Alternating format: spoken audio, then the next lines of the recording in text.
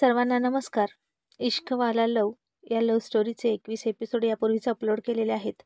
कृपया ते सर्व एपिसोड ऐकण्यासाठी आपल्या चॅनलला भेट द्यावी. स्वीटी तिच्या रूममध्ये एकटीच डान्स करून करून थकली आणि ती बेडवर अंग फेकून छताकडे तोंड करून पडली. मग तिला काहीतरी आठवलं आणि ती आता उठली. तिने पुन्हा डायरी घेतली आणि खूप वेळा डायरीत लिहित होती ती. आता ती डायरी लिहित असताना खूप हसत होती, मधूनच लाजत होती, पुन्हा काहीतरी आठवण्याचा प्रयत्न करत होती. किती लिहू, काय लिहू आणि काय नको असं झालं होतं तिला. आज खूप होतं तिच्या मनात त्या डायरीत उतरवण्यासारखं. मग फायनली तासाभरानंतर जवळजवळ तिनं 3 ते 4 पानं लिहिली आणि मग ती डायरी पुन्हा हृदयाशी लावून किस करून ठेवून दिली. आता त्या सगळ्या डायऱ्या म्हणजे तिच्या गोड आठवणींचा खजिना होता. तिच्या मनातलं ती सगळं त्या डायरीत उतरवत होती. आणि त्या डायरीत काय काय होतं हे फक्त तिला एकटीलाच माहीत होतं. अजून दुसऱ्या कोणालाच माहीत नव्हतं. आणि मग तिनं पुन्हा दाताने ओठ चावले आणि पुस्तक घेऊन बेडवर पडली. पण आता पुस्तकात लक्ष कुठे लागत होतं? सारखा सारखा त्या दोघांचा डान्स समोर दिसायचा तिला. पुस्तकाच्या प्रत्येक पानावर ते दोघेच नाचत होते तिच्या डोळ्यासमोर. आणि त्यानं पकडलेला तिचा हात. हे सगळं बघून ती पुन्हा लाजत होती. आज आर्यनने तिचा हात का घट्ट पकडला हे तिला समजलं नाही. तिनं पुन्हा पुस्तक बाजूला ठेवलं आणि तो व्हिडिओज बघत बसली मोबाईलमधला. हे तिला काय होतंय हे समजत नव्हतं. म्हणजे समजत होतं, पण त्याचा तिला अर्थ कळत नव्हता. सगळं जग बदलल्यासारखं वाटत होतं. ज्या गोष्टींचा राग येत होता त्या गोष्टी हव्याशा वाटत होत्या आणि प्रत्येक वस्तूवर प्रेम करावं असं तिला वाटत होतं. कोणाचाच राग, द्वेष, मत्सर, ईर्ष्या आता तिला वाटत नव्हती. सगळं किती गोड आहेत ना असं तिला वाटायचं. हे कसली जादू म्हणायचं हे मात्र तिला कळत नव्हतं. आता ज्या आर्यनचा इतका राग यायचा त्याचा सुद्धा तिला जास्त राग येत नव्हता. आता संध्याकाळ होत आली होती आणि स्वीटी पुन्हा तो व्हिडिओ सारखी बघत होती. आर्यन आणि तिच्या डान्सचा. त्या दोघांच्या मूवमेंट, एक्सप्रेशन, हातात हात, एकमेकांना टच करणं, सगळं ती बारकाईनं पाहत होती. आणि आत्ताही ती त्या डान्समधल्या स्वतःला पाहतच नव्हती. फक्त त्याला पाहत होती आणि हसत होती. एरवी तो दिसला की ती चिडायची, पण आता तिला चिडावंसं वाटत नव्हतं. तिच्यामध्ये हा बदल कसा झाला हे तिलाच समजत नव्हतं. आणि या अवस्थेला कोणतं नाव द्यायचं हेही कळत नव्हतं. रात्र झाली तरी स्वीटी तिच्या रूममधून बाहेर आलीच नाही.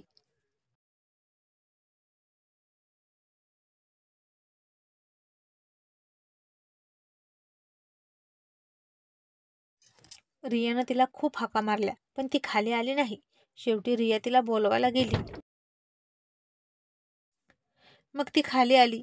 कुणालही ऑफिसवरून आला होता आणि तो म्हणाला, स्वीटी बेटा, खूप स्टडी आहे का तुला? तू खाली का नाही आलीस? आणि आजचा तुझा परफॉर्मन्स कसा झाला?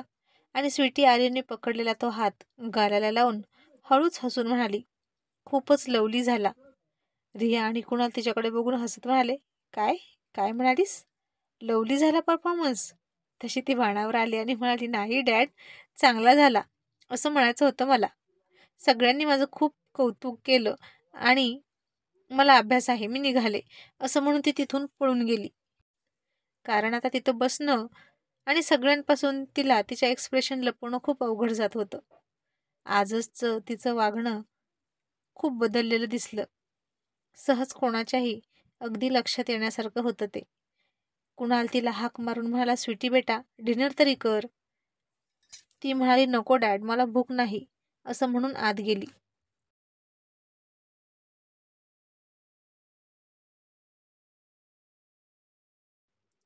मग कुणाल रियाला म्हणाला, आज ही अशी का करते ग?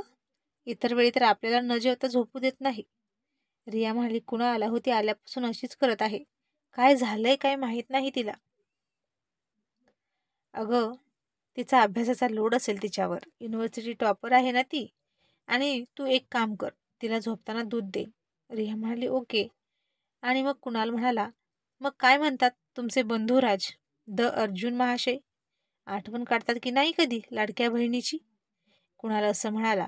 आणि रिया म्हणाली, कुणाल असं का बोलताय तुम्ही? कुणाल म्हणाला, अगं त्याच्याविषयी असंच बोलायचं असतं. त्याच्या युगला शोभल असंच बोलावं लागतं, नाहीतर राग येतो ना द अर्जुन सरांना. रिया म्हणाली, असं नाही काही. दादा आता चेंज झाला आहे. आणि आधी तरी तो कुठे वाईट वागत होता हो? कुणाल म्हणाला, माझी बहीण आणि अर्जुनची बहीण दोघेही पट्टी बांधून बसले आहेत डोळ्यांना. त्याच्यामधला डिफेक्ट तुम्हाला दिसतच नाही? रिया हसून म्हणाली, आणि तुम्ही तेवढे खूप बारीक बघता ना त्याच्यातला डिफेक्ट, आणि नसलेले दोषही तुम्हाला दिसतात त्याच्यातले.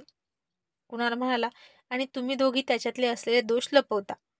रिया म्हणाली, ठीक आहे, आता जेव्हा भेटेल ना तो, तेव्हा मी तुमची तक्रार करते त्याच्याकडे. आणि त्याच्या समोरच तुम्ही सांगा ना तुम्हाला जे काही बोलायचं आहे ते.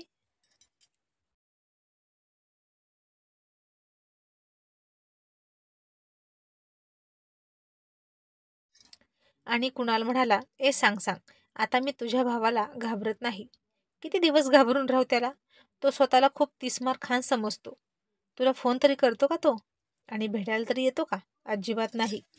रिया म्हणाली, कुणाल, अहो वर्कलोड किती आहे त्याला, तुम्हाला माहीत आहे ना. मग आपण समजून नाही घेणार तर कोण? मग कुणाल म्हणाला, तू घे समजून तुझ्या भावाला, मला नाही जमणार. कारण माझी बहीण मला समजून घेत नाही, तिच्या नवऱ्याला समजून घेते. आणि तू मात्र नवऱ्याला समजून घेत नाहीस, भावाला समजून घेतच. सगळे त्याच्या फेवरमध्ये आहेत. आणि आत्ता काय, माझी मुलगी सुद्धा तिच्या मामाच्याच फेवरमध्ये आहे.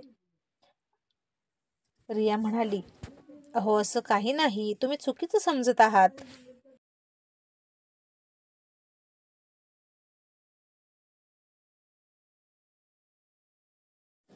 तन्वी दिदी तुमच्यावर खूप प्रेम करतात आणि तुम्हाला सतत प्रोटेक्ट करत राहतात. कुणाल म्हणाला, ते बाकी खरं आहे. मग रिया म्हणाली, बरं ते जाऊ द्या, 14 तारखेला तुम्ही काय करणार आहात? कुणाल म्हणाला, काय म्हणजे? नेहमीप्रमाणे ऑफिसला जाणार. ती म्हणाली, नाही, तुम्ही मला त्या दिवशी घरी हवे आहात. कुणाल म्हणाला, कशाला? ती म्हणाली, तुम्ही विसरलात कुणाल, अहो मकर संक्रांती आहे, मी दरवर्षी उपवास करते ना. कुणाल म्हणाला, ओ आलं माझ्या लक्षात, पण मी अर्धा दिवस तुझ्याजवळ थांबलो तर चालेल का? तुझी पूजा झाली की मी जाईन. ती हसून म्हणाली, चालेल. मग कुणाल म्हणाला, रिया मग एक काम कर ना, तुझ्या भावाला पण बोलाव इकडेच आणि खाऊ दे थोडासा तिळगुळ, म्हणजे त्याचं इतक्या वर्षाचं कडू कडू तोंड गोड तरी होईल. रिया आता खूप हसली आणि म्हणाली, आयडिया तर छान आहे आणि फेस्टिवल सुद्धा छान साजरा होईल. पण दीदी असा उपवास करत नाहीत ना, त्या तर मोठ्या बिझनेस वुमन आहेत, त्या असलं काही करतच नाहीत.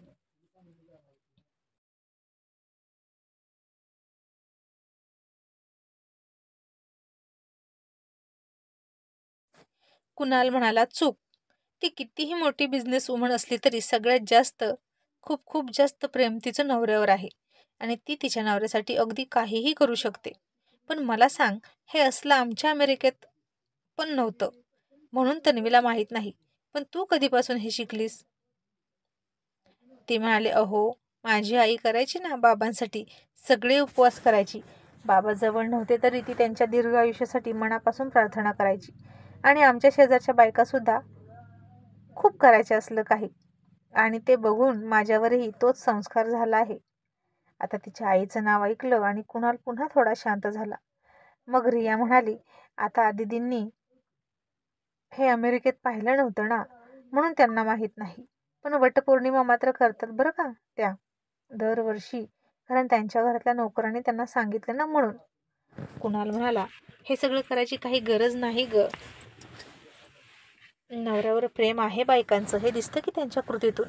मग हे उपवास पकडायची काय गरज आहे?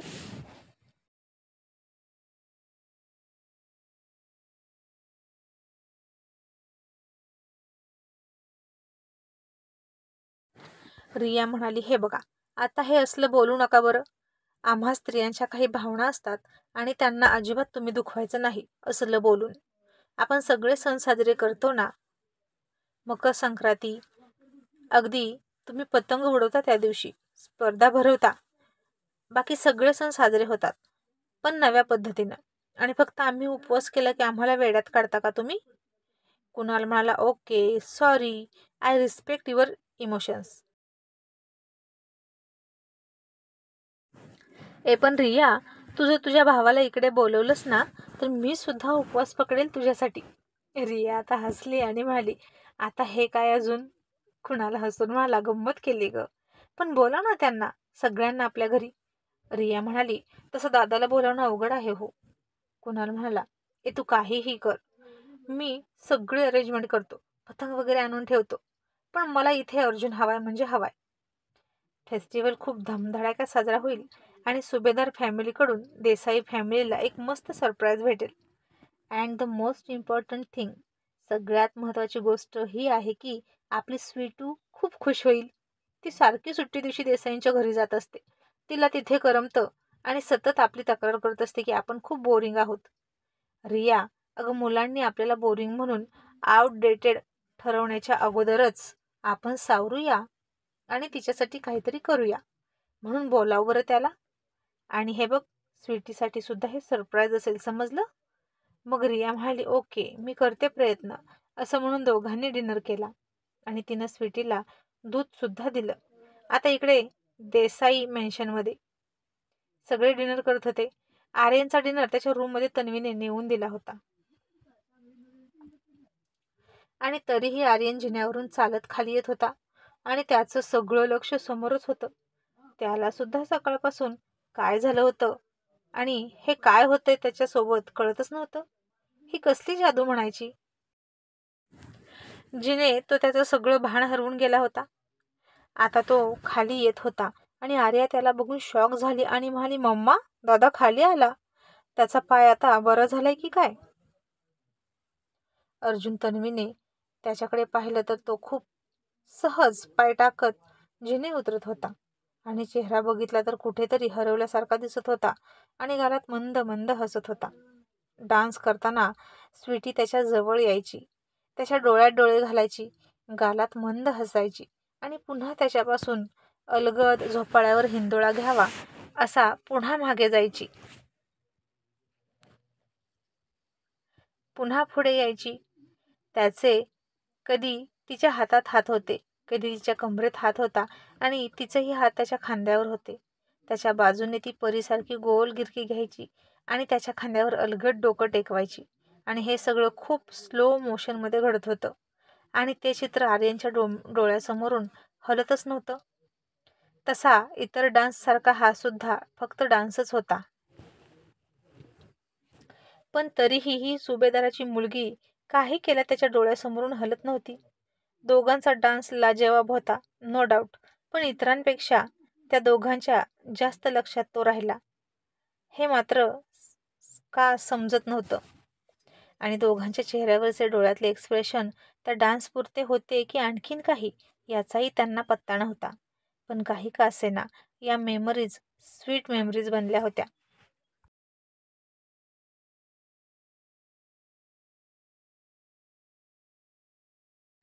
आता तन्वी अर्जुन तर शॉकच झाले आर्यनला असा खाली येताना पाहून, आणि तन्वी पळतच त्याच्याजवळ गेली, त्याला हात लावून म्हणाली, आर्यन, तुझा पाय दुखतोय ना? तसं तिच्या आवाजाने आर्यन भानावर आला आणि आता आऊच म्हणून तिथेच खाली बसला.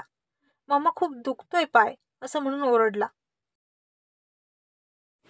मम्मा, खूप दुखतोय पाय, असं म्हणून तो पुन्हा ओरडला.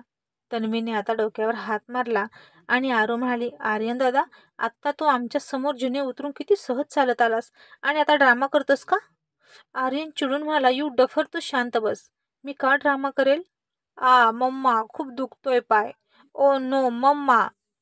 अर्जुन म्हणाला, टायगर, तुला काही गरज होती का मग खाली चालत यायची? तन्वी म्हणाली, आणि तुझा डिनर मी तुझ्या रूममध्ये ठेवला आहे. आर्यन म्हणाला, कधी ठेवलास? मला भूक लागली आणि तूच मला हाक मारलीस म्हणून मी खाली आलो. दिवसभर मी काहीच खाल्लं नाही. आता कशी भूक लागणार होती आर्यनला दिवसभर? सतत एकच दृश्य डोळ्यासमोर दिसत होतं त्याच्या, आणि तहानभूक हरवून त्याच दृश्याला डोळ्यात मनात साठवत तो बसला होता. तन्वी आता तर खरंच शॉक झाली आणि म्हणाली, आर्यन, वेडा आहेस का तू? मी का तुला हाक मारेन? तुझी प्लेट मी ठेवली आहे वर, आणि म्हणून मग आम्ही डिनर करायला बसलो. आरू जा ग, त्याची प्लेट घेऊन ये. आरू म्हणाली मी नाही जाणार, त्या मेडला सांग. मग ती मेड गुपचूप गेली आणि आर्यनची प्लेट घेऊन आली. आणि तन्वी म्हणाली, हे काय आहे? तुझं लक्ष कुठं होतं? तू तिथेच बसला होतास पुस्तक वाचत, आणि मी गुपचूप तुला डिस्टर्ब न करता डिनर ठेवून आले होते. आणि आता अर्जुन थोडा गालात हसला आणि म्हणाला, तनू आता तो आलाय तर त्याला बसू दे ना इथे, सगळ्यांसोबत खाईल तोही. मग आर्यन डायनिंग टेबलवर बसला. तन्वीने त्याला जेवायला दिलं आणि एक घास खाऊन आर्यन म्हणाला, मम्मा ही चपाती अशी का लागते? अजिबात चव नाही तिला. आता सगळ्यांनी त्याच्याकडे खूपच शॉक होऊन बघितलं आणि आरू ओरडून म्हणाली, ए दादा, अरे तू चपाती नाही टिश्यू पेपर खाल्ला भाजीसोबत.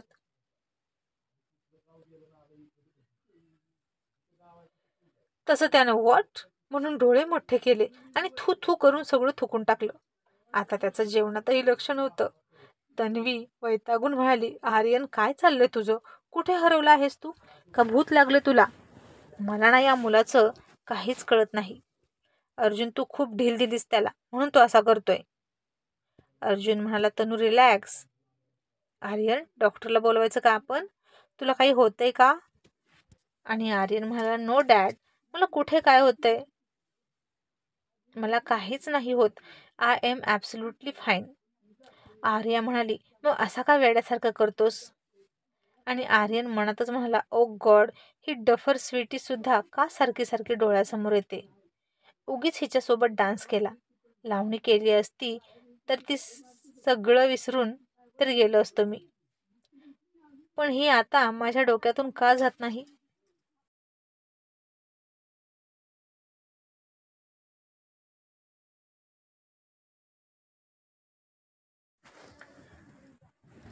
इतक्यात आर्या म्हणाली, बरं ते जाऊ दे, पण डॅड आज कॉलेजमध्ये काय झालं माहीत आहे का? अर्जुन म्हणाला, हो ना, तेच ऐकायचं होतं. पण म्हटलं जेवण झाल्यावर आर्यनच्या रूममध्ये जावं आणि त्यालाच विचारावं. पण आता तूच खाली आलास तर सांग काय झालं? आणि आरू म्हणाली, स्वीटी दी आणि आर्यन दादाचा डान्स इतका असम झाला माहीत आहे का? जिकडे तिकडे त्याचीच चर्चा आहे. डॅड, मम्मा बघा ना तुम्ही पण, असं म्हणून आर्यानं डिनर करत करतच मोबाईलवर तो डान्स तन्वी अर्जुनला दाखवला. आणि आता तो डान्स त्या दोघांनाही खूप आवडला. अर्जुनने मात्र आर्यनकडे तिरक्या नजरेनं पाहायला सुरुवात केली.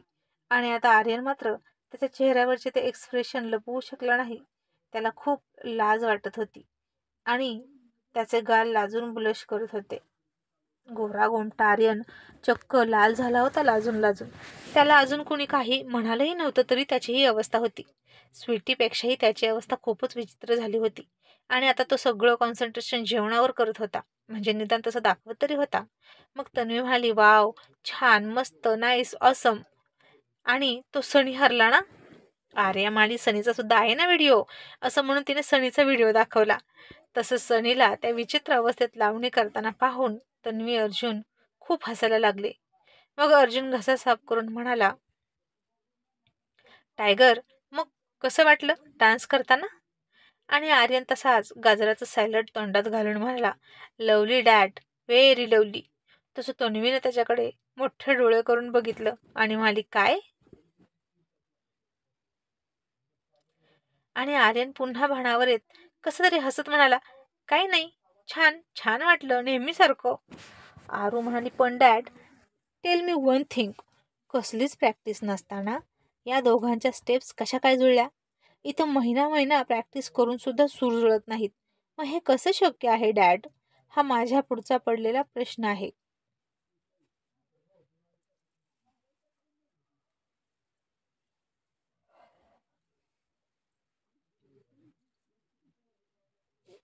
आणि आता अर्जुन तन्वीकडे बघत म्हणाला, तनू, आपल्या सुद्धा डान्स स्टेप अशाच जुळल्या होत्या ना ग फर्स्ट टाइम? तुला आठवता ना ग? आणि तन्वी हसून म्हणाली, येस बेबी, मला सगळं आठवतं. आणि ज्यांची मनं जुळलेली असतात ना, त्यांच्या स्टेप जुळणं म्हणजे यात काही विशेष नाही. आता आरूला काहीच कळलं नाही, पण आर्यन मात्र नजर चोरून गप्प बसला. पटकन जेवला आणि तिथून सटकला.